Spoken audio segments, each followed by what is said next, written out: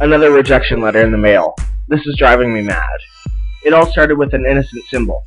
Comma. After another wild night, I weaved and stumbled my way through the parking garage to my car. I was so out of it, I ended up tripping over my own feet and landing on the hood of a car, causing another nosebleed. I had somehow found my car. Car wash was added to my mental list. I noticed a piece of paper tucked under one wiper. I vaguely recall picking it up, and the only thing on it was a comma. The drive home was lost in translation, a blur of lights and sounds being the only key memories here. I woke up around 1 in the afternoon, hungover as usual. This had been the norm for the last few months.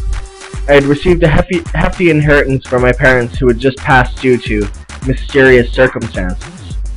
I was the only one who knew how they died. After all, it was me who mixed a lethal dose of arsenic in that night's meal, and me who called the ambulance.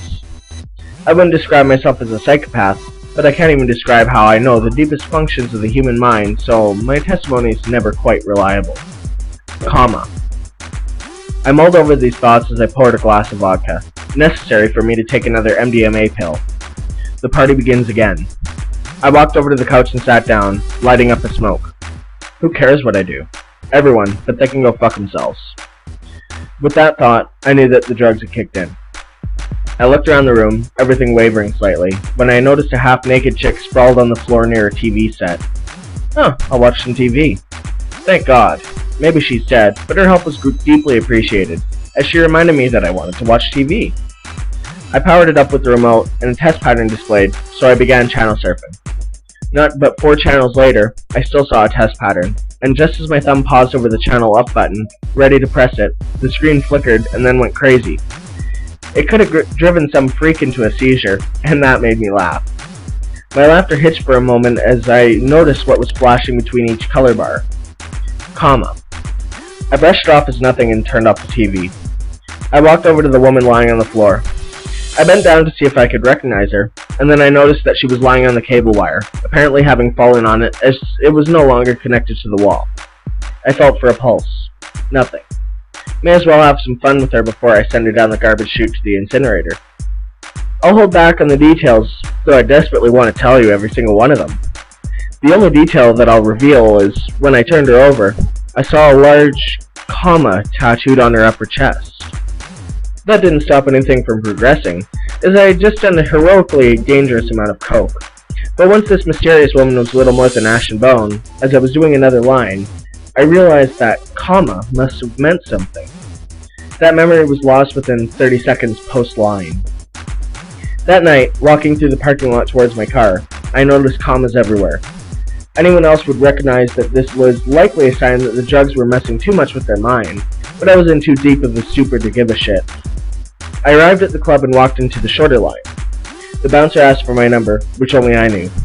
My name was beside it, but I couldn't even remember that. 52375. The bouncer looked at the list, saw my number, and then asked how I pronounced my name. I looked at my number on the list, and where my name was supposed to be, it was replaced with a comma. I told him, giggling ferociously, to mind his jolly fucking business. And the bouncer asked, "Do you need a Kleenex?" And I disregarded him as I walked past him into the dark, amazing venue. I found myself in handcuffs unknown time later. The cop was asking me what happened, and I looked down and saw my shirt was covered in blood. It dawned on me that my nose had been bleeding again when I walked into the club earlier, but I was too fucking numb to notice. The cops had picked me up on a deserted stretch of road, after someone who lived in the area called the police to make a noise complaint. I guess I had been singing something and laughing uncontrollably. I explained to the cop that I had been through a difficult divorce recently, and sometimes I'd go off in areas like this to let off steam. As for the blood, I just gave some bullshit reason about a chronic medical condition, and was immediately uncuffed. I was asked how I ended up here and if I needed to ride back to the city, and I lied, saying that I had met some friends at a club, and I ran into my ex-wife there, so rather than make a scene, I asked them to drive me out here. The cop was nice enough to give me a ride back to the club, where I went back over to my car and managed to make it home. On the news the next day, a local drug dealer had been reported dead. His body was found on a trail in the forest, with chunks of flesh missing from his body, so the death appeared to be from a wild animal attack. One thing was knocked off my mental list. Gary. When I went to where I kept my stash, I saw a large comma adorning the wall above the safe. I attempted to unlock my safe, but I had forgotten the combination. Fuck. Then a thought crossed my mind. Two possibilities. 52375 or 26662. I tried the former, and failing that, I tried the latter combination that would spell comma 26662. The safe opened instantly. Now things were seeming a bit off with these commas invading my life. It didn't really make me nervous. It was just a bit strange, that's all. Turning back to the safe, I grabbed a bag of something. I didn't give a shit at this point what was in it. All I knew is that I didn't want to think. I stopped in my tracks as I closed the safe. That thought about not caring about control. I was always in control. In fact, the drugs dulled my mental sharpness. I used to be able to do anything, but now that had been crushed like so much coke.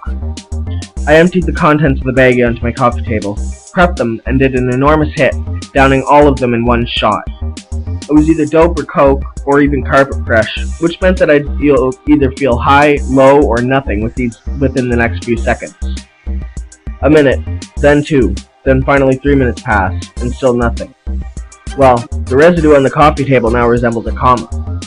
I stared at the comma for a moment, and then in a fit of rage, I raised both feet up and brought them down hard on the glass coffee table, shattering it into comma-shaped fragments. I screamed and grabbed the biggest shard I could find and drove it into my wrist, unconsciously carving a comma.